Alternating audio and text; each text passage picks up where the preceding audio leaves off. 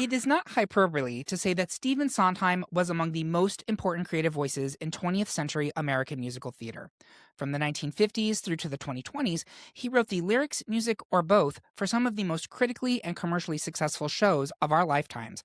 Sondheim shows are beloved not only for their incredibly catchy songs, but also for their insightful stories exploring the nature of art, history, and most importantly, the fragile and fault-ridden human condition.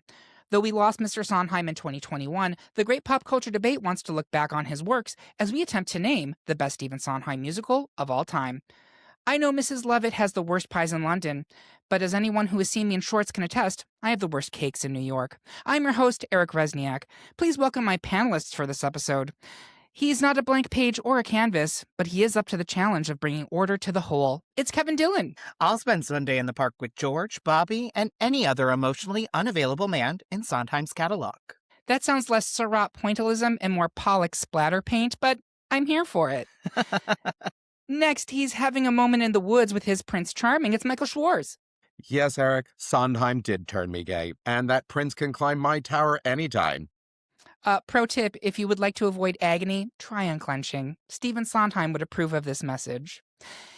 And finally, he can dance a tango, he can read Greek, and he's easy. It's Trey Radu Blackbird. Stephen Sondheim is a liar. He says that anyone can whistle, but I can't. You know how to whistle, don't you, Trey? You just put your lips together and blow. Wrong lips. And up in the producer booth, we have Bob Erlebeck, who is making a Mid-Atlantic overture. And with introductions out of the way, let's grab this episode's bracket from greatpopculturedebate.com and get into our Sondheim 16. First up, the panel has unanimously decided to move forward ultimate number 1 seed Sweeney Todd from 1979, which means Sondheim's first show, 4 seed Saturday Night from 1954, is in fact not all right for fighting. But has anyone actually seen Saturday Night? Michael Schwarz, I believe you have. Yes, I think I'm the only member of the panel and one of the few people that's seen a production of Saturday Night. 2012, 2013, St. Luke's Theater. It was musicals and mufti, so everybody was on book pretty much the entire time. And it's what you would come to expect for the first thing that Sondheim ever read. You can definitely see his music, his wordplay, all of the lyrics and everything in there for you, but it was definitely a 22-year-old Stephen Sondheim that wrote that. Mr. Sondheim was actually in the audience for the production that night that I saw it, and I did see him after in the intermission in the lobby with his partner, A or gentleman whoever that half companion. man, half his age was, Mhm. with him, kind of stuff. But it was fun. It was like, it as a Sondheim fan, it really was something that I was very excited to get to see. Even if it wasn't going to be good, I was very, very happy to get to see it. Yeah, it's like proto, right? Like it's the first that he ever did, and so you get to see Exactly. where everything came from. I think that's really cool. Right. It's before West Side Story. It's before everything else. I think he wrote it when he was a college senior, kind of stuff. So it was nice to do check that one off for me. Exactly. Awesome. So thank you very much. That being said, Sweeney Todd will continue into round 2. Next, it's another unanimous decision as the panelists want to remain old friends with 2 seed Merrily We Roll Along from 1981, which means that something's coming, something bad for 3 seed West Side Story from 1957, which is out of our bracket. But we need to at least speak on West Side Story, for which Sondheim wrote only the lyrics. I believe, Kevin, you wanted to talk a little bit about that. Yeah, and that's why it's going out for me in this round, is because he only wrote the lyrics. I was able to see the 2009 revival of West Side Story, which was the first revival to actually include Spanish language singing in on Broadway. It was great, and that was some of what made that revival of West Side Story obviously special. Because as you're seeing them sing "I Feel Pretty," they're singing only in Spanish with one another. Things that they did and recreated in the Steven Spielberg film, which is probably what largely, Tony Kushner based some of his elements and revival of for the film. Karen Olivo played Anita in that. Folks who are familiar with Broadway, Karen Olivo made her Broadway debut in The Heights, and also played Satine in Moulin Rouge. She was fantastic as Anita. It was a solid production of the show. I will even say my memory of it is a little thin outside of Karen Olivo as Anita, and she did win the Tony for it, which is awesome. It was a solid production. Sondheim only did the lyrics for this show, so for me, me. It had to go out here, but it's just such a lovely show, and it is beautifully done. It has some of the best Sondheim aspects of it, but I don't always think of this as one of his premiere works. So Sure. wanted to speak about it. It's a great show. Anytime a revival is happening, I'm always down to see it. Thank you so much. That being said, we will be continuing Merrily We Roll Along into round 2. Surprise! It's another unanimous decision, as the entire panel would rather spend time lounging with 1 seed Sunday in the Park with George from 1984, which means it's a tragic end for 4 seed A Funny Thing Happened on the Way to the Forum from 1962. Would anyone like to throw an impromptu toga party, or I guess toga funeral, for Forum? Michael, I think you've seen it. Yes. So I saw the 1996 revival. Nathan Lane? Nathan Lane as Pseudolus. Mark Lynn Baker was in it as Hysterium, and Eddie Sabella was in it as well as Marcus Lycus. It was hysterical. And then Nathan Lane eventually left, and Whoopi Goldberg stepped in to Yes. play Pseudolus for that production of it. Well, Yeah. but I think Forum is just it's the perfection of Sondheim slapstick comedy kind of stuff. It's got everything that you want. The original version, Zero Mostel playing Pseudolus in that kind of becomes iconic. Who doesn't want to see Tevye on stage, doing all that? It was really just it's a fun show. But when you put it up against Sunday in the Park with George, it's night and day in terms of everything. If it had been in a different bracket, I think that there's a chance that it might have moved forward. Yeah. But yeah, Forum is fantastic. You just can't help but laugh, especially when you get a cast that can put the comedic timing in it that it absolutely deserves. Yeah, for sure. Thank you so much. We will be moving Sunday in the Park with George into round 2. I know it's going to shock you to learn that we have another unanimous decision, as 2-seed Assassins from 1991 has delivered a kill shot to 3-seed Passion from 1994. Would someone like to swoon briefly over Passion? Michael, I believe you've seen that one as well. No, I didn't see it, but my college roommate was obsessed with this production of it. Even for Sondheim, it's way too melodramatic. Of course, it's based on Italian opera, so it was a lot for me. But I mean, when you look at it, the original cast production did have Marin Maisie in it, and it did have Donna Murphy in it as well, kind of leading that female side of the cast for us. And then, Eric, I think we were chatting, and you had said that you know somebody that was in this. Was it Jer Shea that you were playing that you knew? Actually, it was. So Exactly. And yeah. I'll let you tell your story, but when I was researching this too, I kind of realized that he did this and then he left acting. Yeah. And he went into fundraising because that's where I worked with him as a fundraiser. And I only knew about this because someone's like, oh, he was an actor and he was in Passions, the original Broadway cast. I was like, oh, that's amazing. And I listened to it and he has an amazing voice. And he also performed on the Tonys, and he did. And he wasn't wearing a shirt. And I was like, I can't watch this because this is an HR violation. No, but yeah, I specifically remember that Tony because he's on that chaise lounge shirtless, and he's a very attractive man for yes, he is. I'm not sure what he turned into today, but back then, yes, please. Yes, daddy. Wait, he was in Passions? Can he introduce me to Juliet Mills? Possibly. I'm just kidding. To the shed with you. All right, we are going to move forward Assassins into round 2. Next, the panel has decided to keep being alive with 1-seed Company from 1970, which means 4-seed Here We Are from 2023, Sondheim's final show, will be nowhere to be found in round 2. Did anyone see Here We Are? Trey, I think you at least have an awareness of it. Yes, I've got an awareness of it as Sondheim's last show. I've listened to the cast recording. It was with David Ives, who is, I think, a wonderful playwright, but a little odd. He's a little absurd for some people's tastes. Premiered in 23, 2 years after his Sondheim death. It's got some really complicated, really lovely songs that I think everybody needs to dive into a little bit deeper. But yeah, that's what I got for you on that one. That's no problem. We are going to move Company into round 2. Next, another unanimous decision from the panel. You're kidding, Eric. Oh my God. I know. What? Which is dancing along to 2-seed A Little Night Music from 1973, meaning that 3-seed Pacific Overtures from 1976 is, well, over in our bracket. I would ask if anyone wants to provide a coda for Pacific Overtures, but nobody has actually seen Pacific Overtures on our panel. We wish her the best. I'm sure she's lovely gal. Lovely. But we will be moving A Little Night Music into round 2. Next, we have one more unanimous decision in round 1, as One Seed Into the Woods from 1987 is taking one giant step forward in our bracket, which means 4-seed Anyone Can Whistle from 1964 will not be carrying a tune in our bracket. Trey, you wanted to speak on Whistle.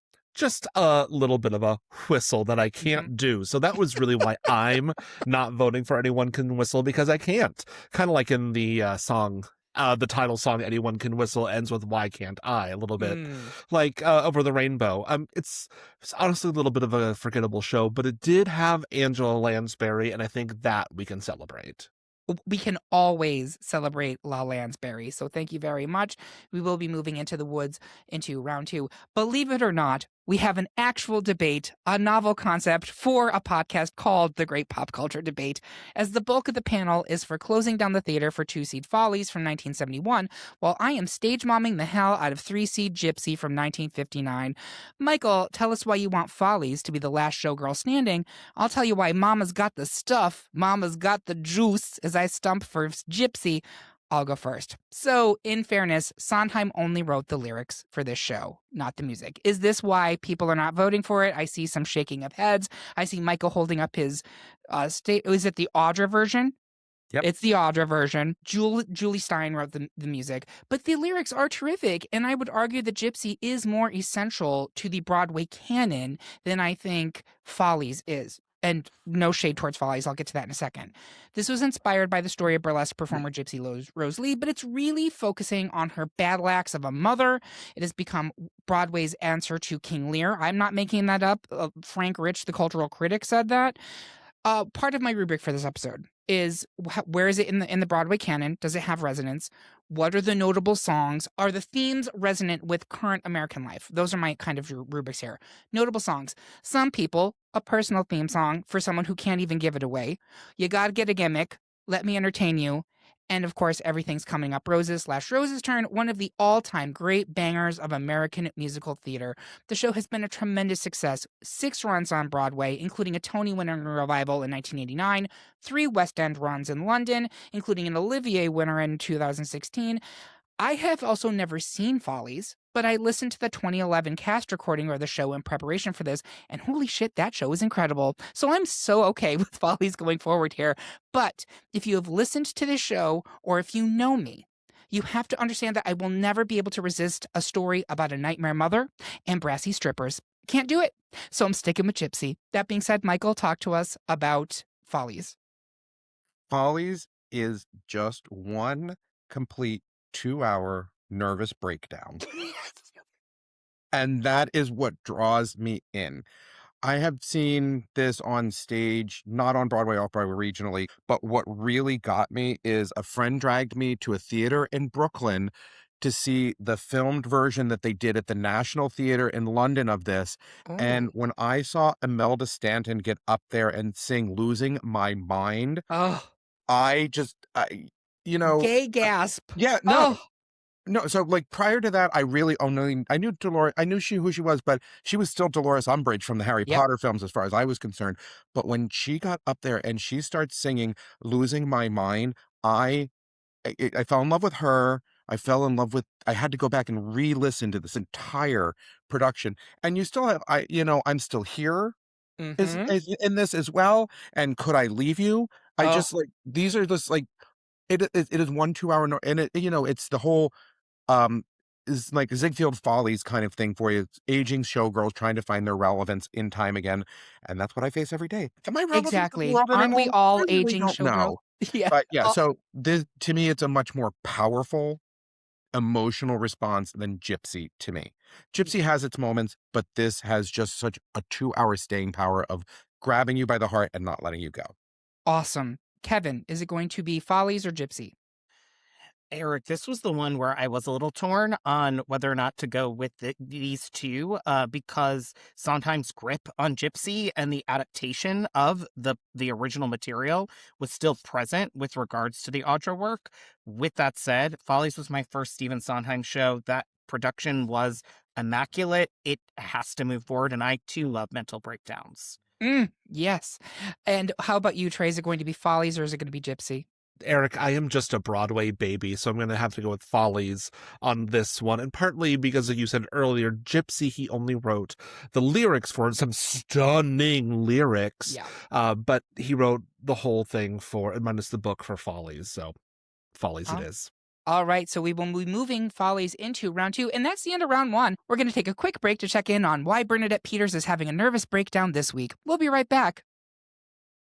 Hello, listeners. We hope you're enjoying this week's episode. If you've ever wondered how we land on the 16 finalists in our brackets, head over to our website, greatpopculturedebate.com. That's where you'll find our public polls for upcoming topics, and your votes decide what we debate next. While you're there, be sure to check out the listener bracket for this episode so you can play along at home.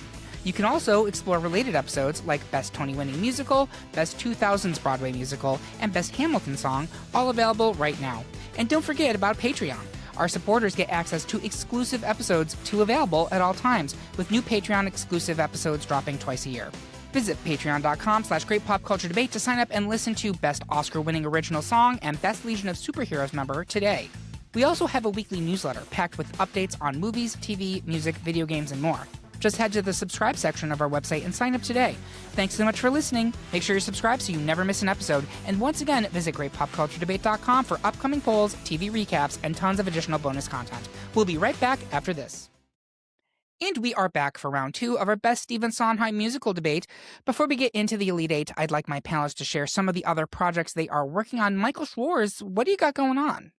Well, members of the podcast that listen to me know I'm a big Survivor fan and very happy for Survivor season 50 that's on air right now. Yes. 2 episodes in and I am dying. Loving it. If everybody has not seen episode 2, Christian rocking Joe in a hammock will be a meme for my life to style going forward. And he shit his pants before that, so that's not even the Christian headline. had a great week last week. But since I am such a Survivor fan, I'm hugely involved in the live reality game community out there. People that design and execute their own backyard versions of Big Brother, Survivor, The Mole, Traders, etc. for us. A member of our community, Melanie Bartlett, just created a website that aggregates all these games across the world for us. There are 255 reality games that go on around the world. So check out liverealitygames.com to see one that is near you. And I'm very excited that if you do not follow us, follow Survivor Brooklyn South on Instagram. On April 25th, we will be hosting our own version of 19 to Beat, a classic takeoff of the 99 to Beat that was just recently on Fox. Cool. Awesome. Thank you so much and welcome back. Trey, you wanted to promote something that you've got going on. Yeah, my college friend and I, we are recapping Lost, that lovely, terrible, wonderful TV show from the mid-aughts.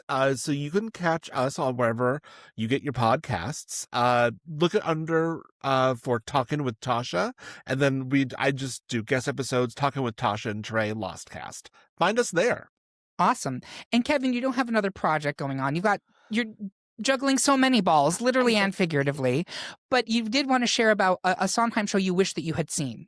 Yeah, well, I'm always going to see shows. I live in New Yes. York, so I'm excited this season. I'm going to get to see Rocky Horror. I just bought tickets for that. Really looking forward to that.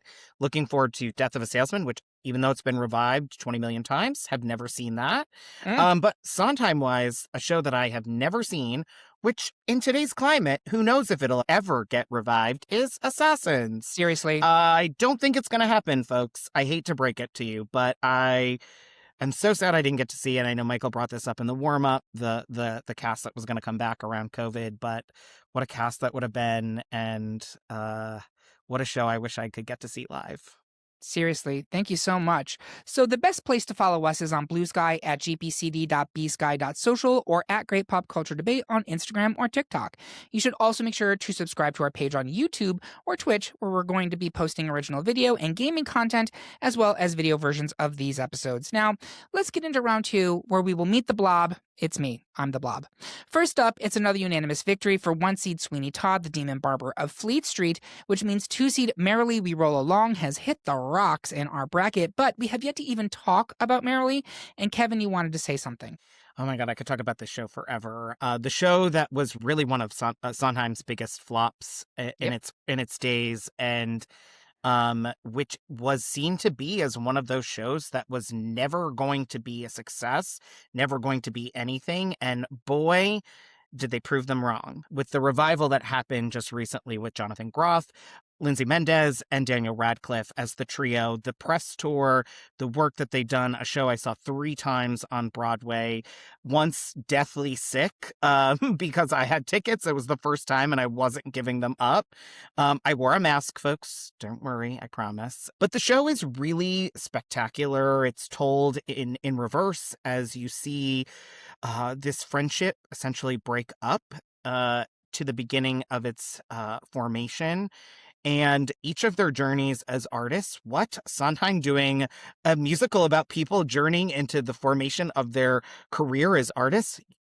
Shocking. Shocking. I can't imagine.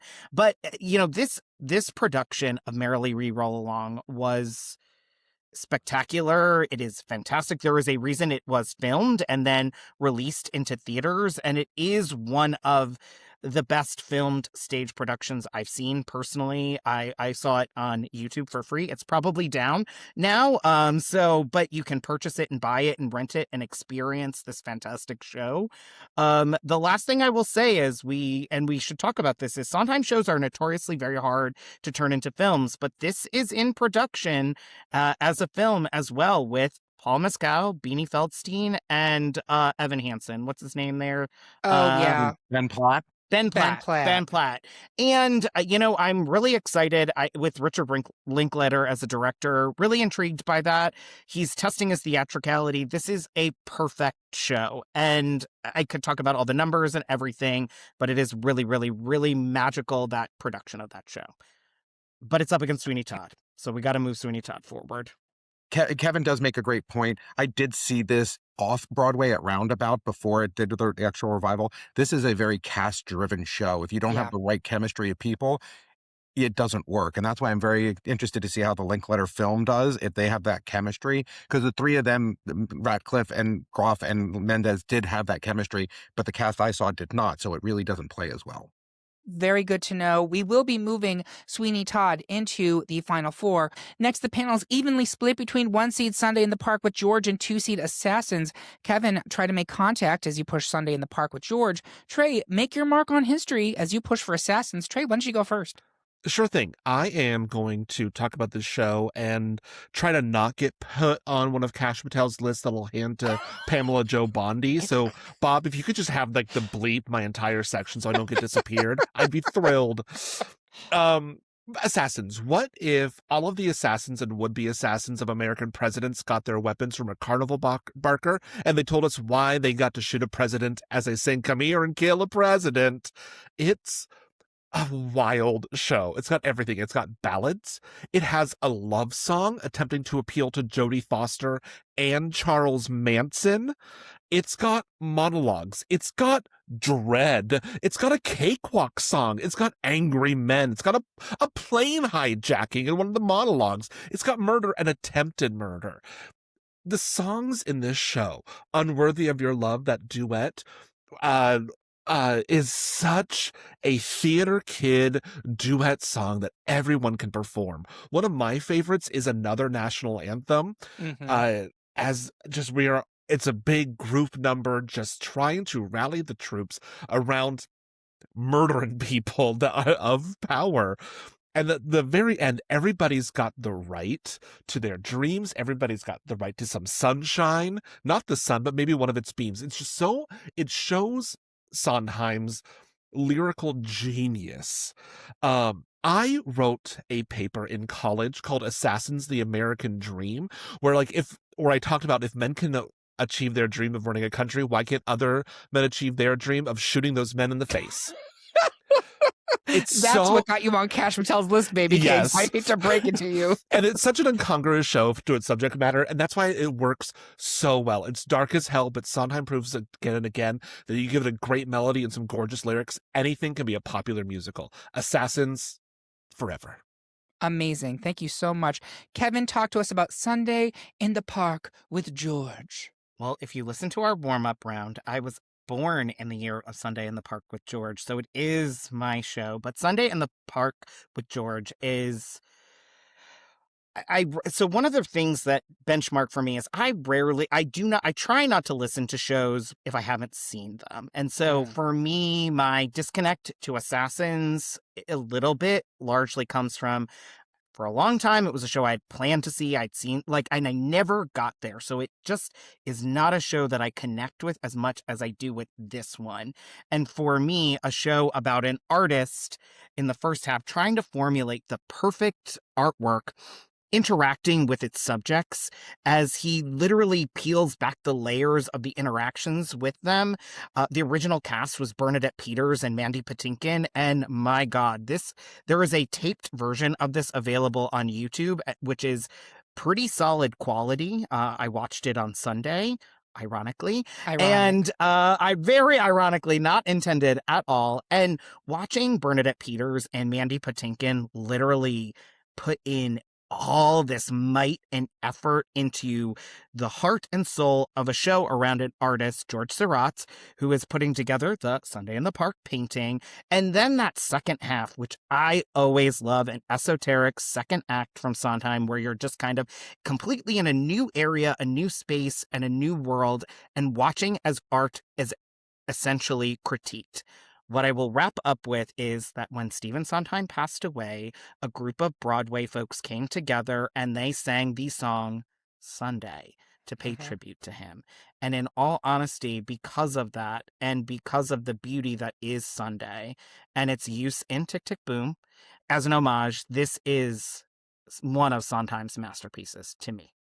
Amazing job. You guys did great arguments there. Thank you so much. Michael, is it going to be Assassins or is it going to be Sunday in the Park for you? So it's torn. That Sunday reference in Duffy Square on the TKTS things grabs my heart, but Unworthy of Your Love, the first time I actually heard that was the Forbidden Broadway parody version of that they did, but like hearing the actual one is fun. So in this case, I actually do need to stick with Assassins. I both love and hate that these two are paired up against one another because these are both really big swings from Amen. Sondheim. And so I've never seen Assassins. I have seen Sunday in the Park. Sunday in the Park is probably his most art piece. It is itself him painting with music. Like, it's fascinating. And if you've not seen staging, if it's done properly, it is an experience. Assassins is so fucking bold. Like, I listening to this Broadway cast recording, I was like, holy shit. If this was released now, it would be a sensation. It's Amen. huge. It is this moment in history. But I think, Kevin, you pushed me back with the reference to the Sunday in his kind of like funereal situation. It's too important to his canon. So I'm going to go back to Sunday in the Park with George. It is the 1 seed, which means Sunday in the Park with George will continue to the final 4. Next, the bulk of the panel is toasting the ladies who lunch and 1 seed company, but Michael wants to steal one more waltz with 2 seed A Little Night Music. Michael, do not go gently if you want to save this good night. Trey, you've almost got it. See if you can get us to commit to company. Michael, please go first.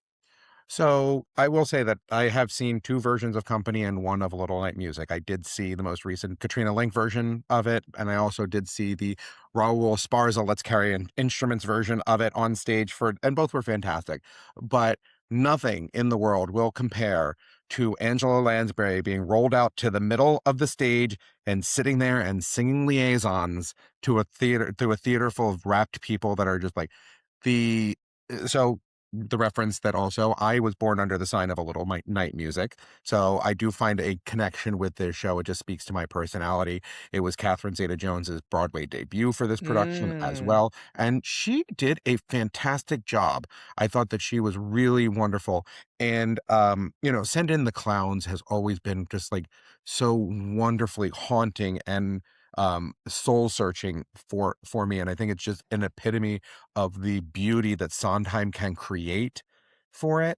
Angela Lansbury on that stage with liaisons. She eventually went on to be replaced by Elaine Stritch for that production. So we have these just wonderful, overarching, beautiful themes that come out of it. Company is a wonderful show, but it is ADHD on a stage for me. I think that it is all over the place. I think that Another 100 People Coming, 100 People, and I'm Not Getting Married Today are both just incredibly beautiful but frenetic songs for you. They are opposite ends of the spectrum for you, and Little Night Music really just draws you in, tells you a story, makes you feel something in the depths of your heart and your soul. Great argument, Michael. Thank you so much. Trey, talk to us about Company. Company it was my true introduction to Sondheim, like I spoke about in the intro, when I was in it as like a 20-year-old man. Company is about a man or a woman going Mm-hmm. through an existential crisis because their name is Robert. They're turning 35, and they're still single. Thankfully, a Robert, was married when I turned 35 and saw the newest revival a week before my 35th birthday with Katrina Link. It was a little like I had to see that show. Um, the songs in that one, you've got, like Michael was saying, another 100 people getting married today, the freneticness of connection. But then and with another frenetic song that I love is Side by Side, the What Would We Do Without You. His friends are all married and trying to get them to be as happy as they are. They're all liars. They all hate each other for the most part. And how codependent they are on Bobby. They literally chase him around on stage. If you get it correct, it's a beautiful show. You've got Ladies Who Lunch, where you have everyone from Elaine Stritch to little Anna Kendrick in the 2003 movie Camp, singing Everybody Rise and literally getting people to their feet. And then you have probably one of his greatest solo pieces in Being Alive, just trying to figure out why you are here as a human. It is a show about connectivity. It's a show about finding your own place. And I love it. And I think my personal connection to being in it has it going forward for me versus A Little Night Music. Excellent. Kevin, is it going to be Company or A Little Night Music? I love A Little Night Music, but I am so Company coded. I will just briefly mention that Noah Baumbach used Drive a Person Crazy and Being Alive in Marriage Story. Perfectly used songs to emulate the failed honesty of relationships. And I think that's what Company does so perfectly. It really emulates that in such a beautiful way. So for me, as a 41-year-old single person, I've got to go with Bobby and Company. I am dead inside, and when I saw Yeah. Being Alive for the first time, Niagara Falls, Frankie Angel, like it was very deeply moving on a personal level. One of the most like moving things I'd ever seen in the theater. So for that reason alone, for me, it's Company. But you did a great job talking about A Little Night Music, Michael. We will be moving Company into the final four. One final unanimous decision in round two, as one seed Into the Woods is getting a fairy tale ending in its matchup against two seed Follies.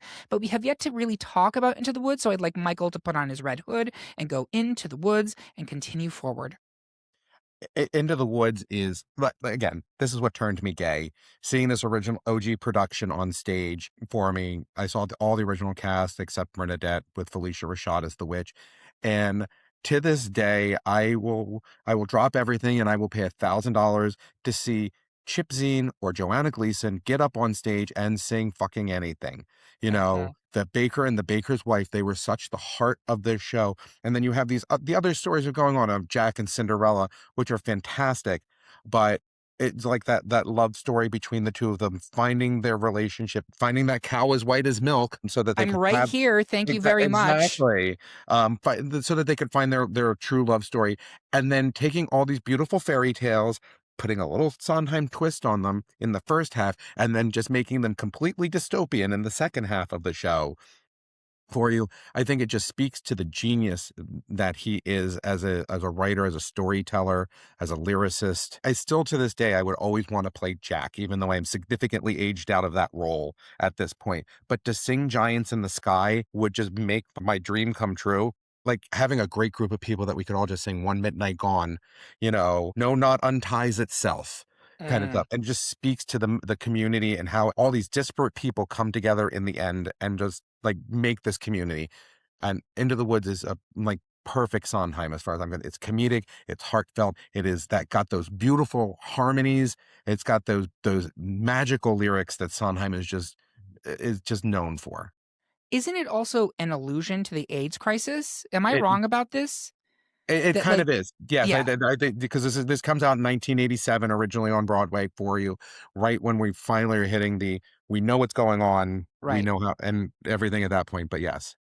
And the giants are basically coming and Yeah. basically you're fucked. Like you've had a lovely fairy tale time and oops, Here's real life hitting you in the face. In the face, exactly. So thank you so much. We will be continuing Into the Woods, into the Final Four. And with that, we have our Final Four. We're going to take a quick break to get a quick shave on Fleet Street. Hey, that's a little close, old man. We'll be right back. Our top story this evening, thousands of pop culture fans are reportedly feeling out of the loop, but experts say there may be a cure. Recent reports confirm that the Great Pop Culture Debate newsletter is now the leading source for deep dive recaps and bracket updates. Sources close to the show say subscribers are getting exclusive insights into the 12-season archive and breaking alerts on all open polls before they hit the general public. If you're tired of missing the cultural conversation, officials recommend an immediate visit to greatpopculturedebate.com to sign up. Stay informed, stay opinionated. For the Great Pop Culture Debate Newsroom, I'm your host, Derek Makita. More on this story as it develops. And we are back with the Final Four of our Best Stephen Sondheim Musical Debate.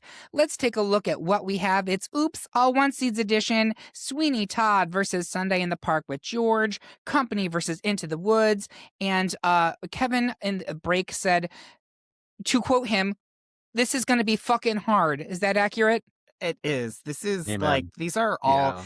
I mean, to be honest with you, this whole bracket is tough because these are, there is not a booger in the bunch, in all honesty. Like, this Yep. is why this guy is respected. Like, that moment that I mentioned around TKTS, that Michael mentioned as well, around honoring him. I mean, this man is a genius. And yeah, I remember when he passed away, I started crying at home. Amen. And Yeah, my same. parents were like, "Oh my God, what happened?" And I was like, "Oh my God, Stephen Sondheim died." And they were like, "Who?" And I was like, "I'm Who? adopted. I'm adopted." Quiet, Straits. Yeah.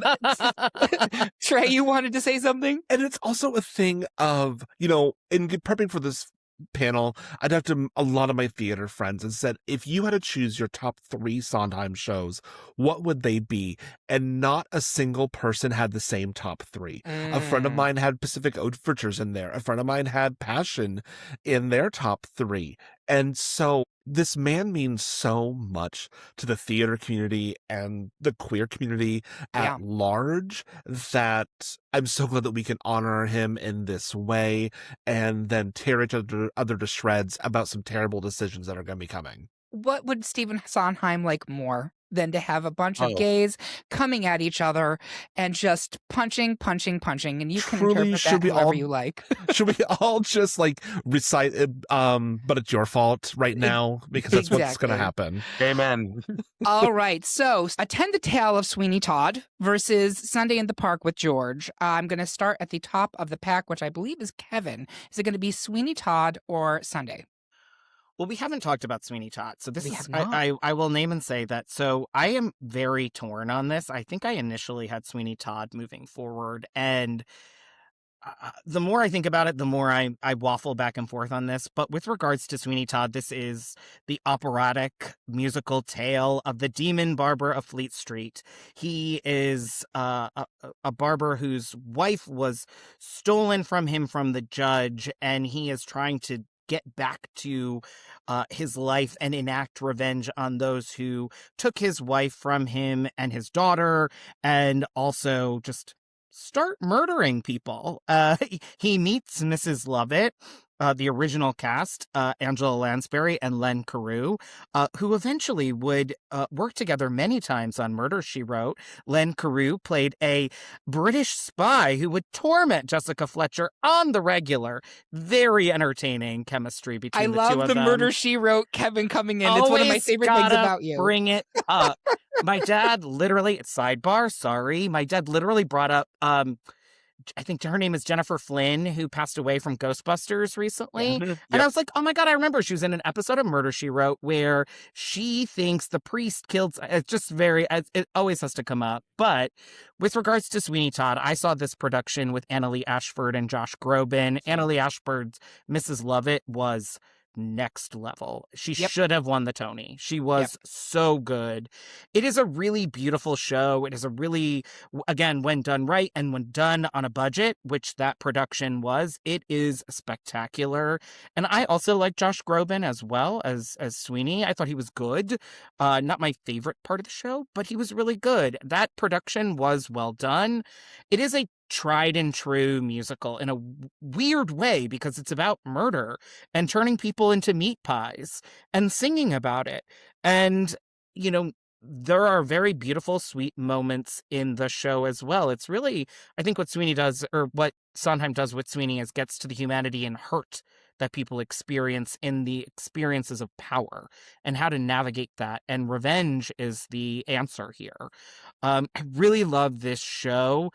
But watching Sunday in the Park with George with Bernadette Peters and Mandy Patinkin this past weekend made me flip my vote, and I'm going to go with Sunday in the Park with George.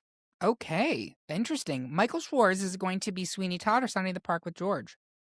So Sweeney is the darkest Sondheim he ever got. He went down a rabbit hole and found where his deepest pain was to put this all in this incredible show with such touching moments. Not While I'm Around, it was one of my audition songs when I would do theater in high school and college, and just like the way that it gets to you and playing that simple role that Toby saw. There are only two versions of this that are absolutely acceptable. That is Angela Lansbury and Len Carew, and then the Josh Groban and Annalee Ashford. Annalee found those minuscule molecules that Angela Lansbury missed in terms of the comedic that could be. She did not come to the level, but she was so close. She was fantastic in this. And then actually getting to see Gaetan Marazzo from Stranger Things play Toby was absolutely fantastic in He's this great. show. So I'm going to have to balance out Kevin's vote and go with Sweeney Todd. Okay. Trey, is it going to be Sweeney Todd or Sunday in the Park with George for you? I am a deer in headlights right now because like I have assassins going all the way. So this was not a matchup that I had in my bracket. I'm going to talk about Sweeney by telling an anecdote that one of my theater teachers had told me, because he's an old theater guy who was performing in operas in Minnesota around about the time in the 70s. And he was at a cast party, pulled out the new record, which was Sweeney Todd.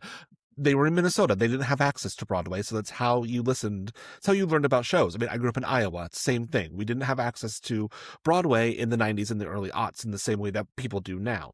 But he said that they were at the party. They put on the new Sondheim as just like background music, and everybody shut up as that opening number to Sweeney Todd and that whistle happens. The whistle that shuts Anyone you. can whistle. No, just at a meatpacking plant, apparently. Yeah.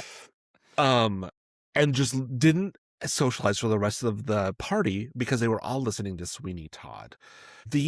All four of these shows are big swings for Stephen Sondheim. You've got this dark Sweeney show about murder and revenge, and you've got the very artistic Sunday in the Park with George. I'm gonna as I love Sweeney Todd, but I'm gonna go with Sunday in the Park with George on this one because I think that Sunday in the Park with George is Sondheim's thesis as an artist.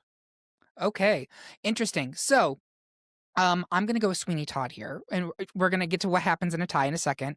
But let me say this. This is a super dark show, as you said, but it also gets to the core of people. And in this particular case, the core of people is the meat in their bodies, and people eat them. It's a little literal, but it also works as an artistic statement.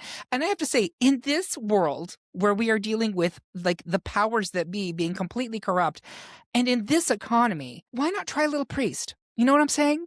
Why not? Why not give it a shot? I'm just saying, you have options, is all I'm telling you. Sweeney Todd is probably, if not his most commercial and accessible work, which is weird because, again, it's about murder and cannibalism. But I think Sunny the Park is his most artistic attempt.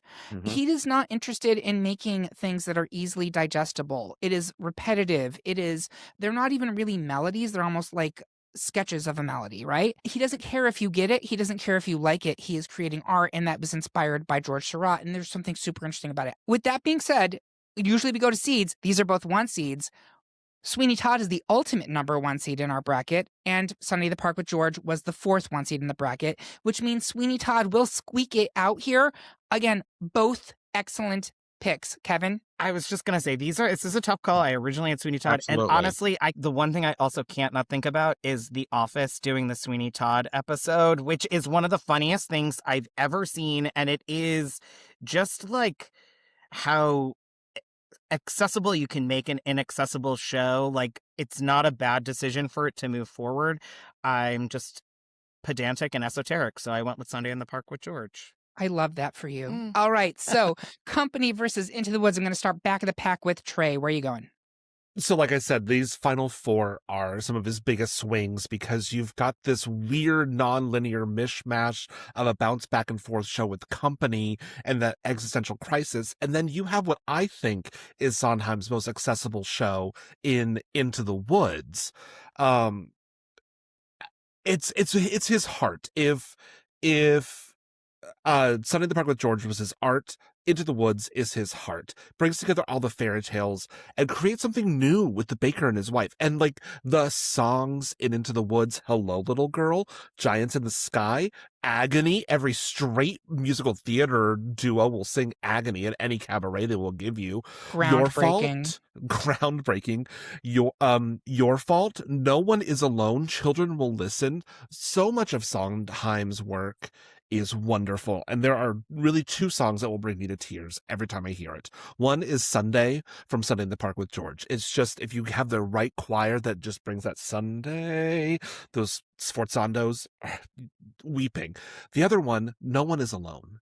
On my darkest of days, I can turn on that song and just cry and remind myself that I am surrounded by a world of love and that all I need to do is ask for a little help. And remind that we all make mistakes. Fathers, brothers, people make mistakes. And the best thing that we can do is to listen and work through them. You were saying, Eric, that Sweeney, this might be a final two argument. And you know what? I'm going to hold it, see where this goes. I'm going Into the Woods on this one over Company. Okay. Michael, is it going to be Company or Into the Woods? Trey, thank you for being one of the four of us that actually has feelings and expressed them this time. I paid a lot for these feelings with my MFA. You're going to get all of them. That's fine. But I think that I'm pretty clear on this one for me. You know, the slotted spoon will catch the potato for us. So it's going to be Into the Woods for me. All right. Kevin, is it going to be Company or Into the Woods? It's Company for me. And Company is the show that so what I will also say about Sondheim fans, I love you all so much, but you are also some of the most contrarian people, which is why I love you so much. And so when people talk about Company, I often hear people be like, I don't like Company because it feels like a show that everyone says that they like, and that is not necessarily anyone on this panel. So I will say that. Love Company. Yeah, there are other folks who I hear when I encounter them in the world who are theater people who will be like very contrarian in their take on Company, and it always frustrates me because it's like, I'm not really a Company person. And I'm like, oh, sure, Jan. Okay, gotcha. But for me, what makes Company really interesting is like, it's again another self-examination of Sondheim, but it's also around him kind of dealing with the subversive and undertone of his sexuality. It's Sure. dealing with his relationships at this age. It's dealing with and watching the people around him and the people around you who you think have it together, who really don't have it together. And it examines life in a way that I think he was just perfect at doing. He knows with each one of these songs how to get through the chaos and the tumult of relationships.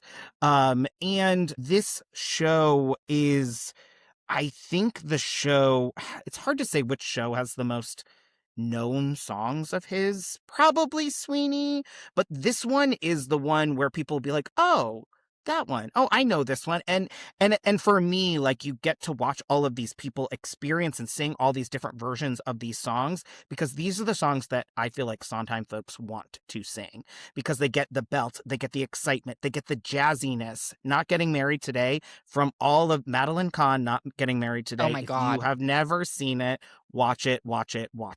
And Matt Doyle too. Jesus, I can't believe I'm doing this. I'm going with Company as well. And that gives us another fucking tie. I don't even know which one was the higher seed here. Company Was the higher seed of the two. This is really hard. Can I say something? Says, yes. So I think I was going to hold, because if we don't do anything else, Company moves on, and it's Company versus Sweeney. Yeah. But you were saying, Eric, that like Sweeney is the show of our times, right? It is dark and we need it. Into the Woods, for me, is the Sondheim show of our times that we need right now. Also to true. remind ourselves that that community and working together for a common goal is what we need in this world right now. If you're going to have me like, if I were to ever be elected to like office or anything, like Sondheim Into the Woods libretto is what I'm going to do. So sure, Company is wonderful. I love Company. If you need another show for this time, it is Into the Woods. No one is alone. How dare you use my own words against me? No, but that being said, great point. It sucks that we're doing this. These are all amazing shows. Normally on this podcast, I freak out when people are like, this is so hard, but this is actually really hard. Because of the seeds, it's going to go to Company, which gives us a final two of Sweeney Todd versus Company. I'd like to start in the middle. Michael Schwartz. I don't think you voted for either one of these, did you? Yes. Did you vote for Sweeney? I voted for Sweeney. Okay, great. Yeah, so, yeah, I think that I do love Company, and I do love Sweeney Todd so much, and I think I'm gonna go, because literally every time I just start thinking about this, the only thing I can picture is going, a customer. So, I'm gonna go with Sweeney Todd. Okay, I'd like to go to Kevin. Is it going to be Sweeney Todd or Company for you? I'm not getting married today. No, sorry, Curtis. I had to sing a little bit. That Curtis is one of our producers, and he hates when I sing, but I'm going with Company. You did a really good job right there. Thank Trey, you. is it going to be Sweeney Todd or Company for you? Because I really hate the filmed version that Tim Burton did. Oh, shut up. We don't talk about that. We don't It talk about happened. Bruno. I'm going to say how much I hate it. Yeah, it's bad. And It's bad. any of my existential crises always start with Bobby, baby, Bobby, Booby, Robbie, Robert, darling, which is my name, and I hate. Do not ever go by it. I'm gonna have to go with Assassins on this one. No, I'll go. I'm gonna vote for Company to take the bracket. I think this has been first of all, this has been a great debate, and thank you all. These have been wonderful arguments, really good conversation, and at the end of this, I hope everyone listening takes this opportunity to go and listen to some Sondheim today.